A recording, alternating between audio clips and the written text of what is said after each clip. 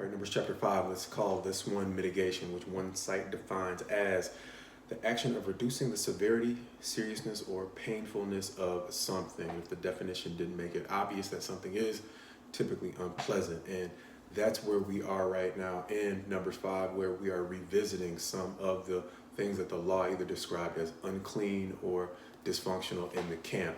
The uncleanness being associated with things like either leprosy, discharges, or being close to a dead body not associated with sacrifice or food, and the sins being associated with restitution, as we've mentioned before, and in this case, adultery.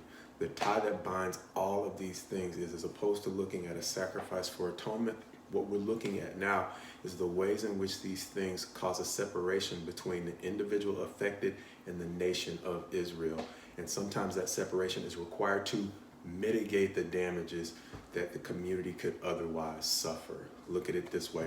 With regard to the uncleanness, through no fault of their own, a person could be found leprous or affected by a discharge, and it would require them to suffer the bitterness of isolation from the camp.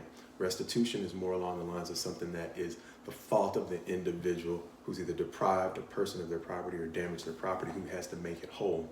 Once again, to make the relationships in the camp right, there is the acknowledgement that sometimes you've done something dishonest with someone else's property, and there's the bitterness of having to acknowledge a lack of integrity. Likewise with adultery, I think it's obvious. There's an acknowledgement of a lack of integrity, that the secrecy of adultery, which is what's going on here, is not just the act of adultery, it's secret adultery that has to be exposed through a test that the priest will run an accused person through.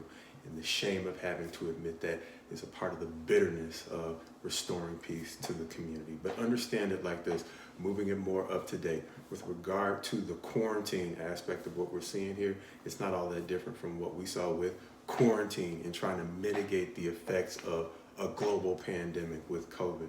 Likewise, with regard to the AIDS epidemic a little bit further back.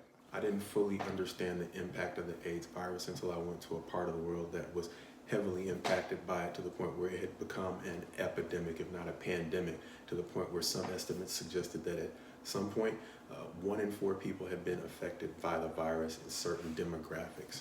And so that happened because the social shame associated with even being tested was such that people didn't want to be tested and even find out, but they did still want to be active.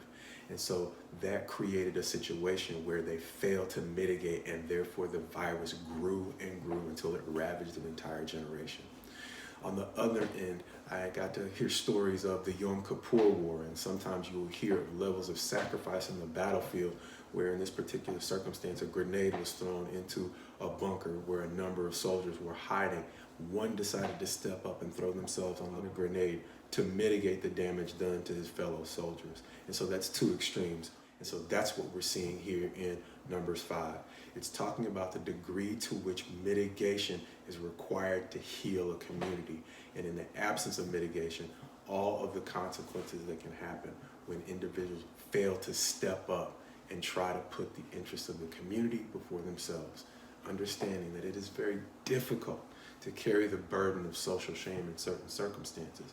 But part of growing is acknowledging burdens that are beyond our capability. This concept of a Holy Spirit can sound mystical until we understand its purpose in the life of a believer. The Holy Spirit is God reaching into us to help us overcome the kinds of things that we find overwhelming on our own. And it helps us do the kinds of things that are described in Psalm 15, where David writes, "O Lord, who shall sojourn in your tent? Who shall dwell on your holy hill?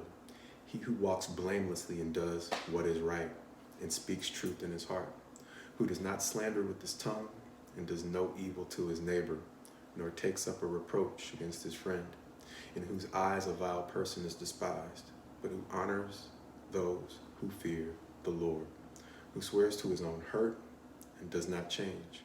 Understand, the person who wrote this was a person who had to publicly acknowledge his own adultery. And so going back to Numbers 5, the bitterness associated with mitigating damages often comes at great personal cost, but ultimately it's one of the reasons why we say God's best to you as you go forward in Him.